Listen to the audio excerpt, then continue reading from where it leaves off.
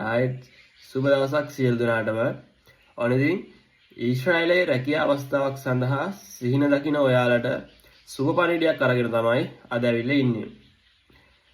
Restaurant එහෙම නැත්නම් අවන්හල් ශේෂ්ත්‍රය සඳහා 2026 8 වෙනි මාසේ 10 වෙනිදා හරියටම දවල් 12ට වෙබ් එක ඕපන් වෙනවා. එතකොට පුද්ගලයන් 4000කට පමණයි අයදුම් කරන්න පුළුවන්. පිරිමි පුද්ගලයන්ට පමණයි අයදුම් කරන්න පුළුවන්. අපි බලමු මොනවද මේ සඳහා අයදුම් කරන්න ඔයාලට අවශ්‍ය වෙන සුදුසුකම් කියලා. පළවෙනි එක තමයි ඔයා වයස අවුරුදු 25ට වැඩි සහ 40ට අඩු පුද්ගලයෙක් වෙන්න ඕන.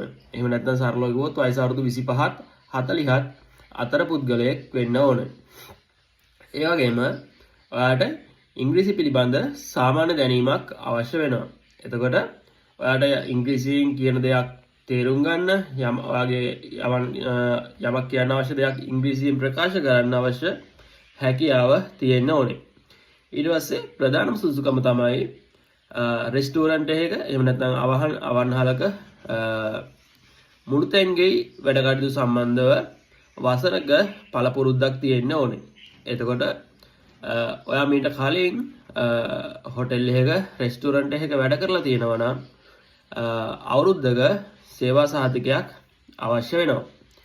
මීට අමතරව 8 වසර දක්වා අධ්‍යාපනය ලැබලා තියෙන්න ඕනේ. ඊළඟ කාරණය තමයි ඔයා ළඟ වළංගු විදේශ ගමන් බලපත්‍රයක් එහෙම නැත්නම් પાස්පෝර්ට් එකක් තියෙන්න ඕනේ. වැරදිලා හරි ඔයා પાස්පෝර්ට් එක අලුත් කරලා තියෙනවා නම් පරණ પાස්පෝර්ට් එක යූස් කරන්න එපා. ඇප්ලයි කරද්දී අලුත් પાස්පෝර්ට් එක ඒ සඳහා භාවිතා කරන්න. හරිද? ඊළඟට ඔයා මීට කලින් ඊශ්‍රායලයේ රැකියාවක් කරලා තියෙනවා නම් මේ සඳහා අයදුම් කරන්න බෑ. ඒ වගේම ඔයාගේ පවුලේ කෙනෙක් සහෝදර සහෝදරියෝ කවුරු හරි ඊශ්‍රායලයේ ඉන්නවා නම් ඒ අයටත් අයදුම් කරන්න බෑ.